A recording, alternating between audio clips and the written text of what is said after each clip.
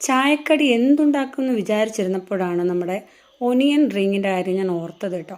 അപ്പോൾ ഒരു 4 table spoon കടലമാവ്, 1/2 ടീസ്പൂൺ മുളക് പൊടി, 1/2 ടീസ്പൂൺ മഞ്ഞൾപ്പൊടി, 1/2 ടീസ്പൂൺ ഗരം മസാല, ഒരു 1/2 ടീസ്പൂൺ ഉപ്പും പിന്നെ ഒരു 1/4 ടീസ്പൂൺ കുരുമുളക് പൊടിയും ഒരു മുട്ട പൊട്ടിച്ചൂടെ ഒഴിച്ചതിന് ശേഷം നന്നായിട്ടൊന്ന് ഇളക്കി കൊടുക്കുക. ഇനി ഇതിലേക്ക് നമുക്ക് കുറച്ച് വെള്ളം കൂടെ ഒഴിച്ച് ഒരു ഇഡലി മാവിൻ്റെയൊക്കെ ഒരു കൺസിസ്റ്റൻസി ഉണ്ടല്ലോ, ആ ഒരു കൺസിസ്റ്റൻസിയിൽ ഇതേപോലെ ഒന്ന് മിക്സാക്കി എടുക്കാം. അതിന് ശേഷം നമുക്ക് സവാള ഇതേപോലെ റൗണ്ടിൽ കട്ട് ചെയ്യുക.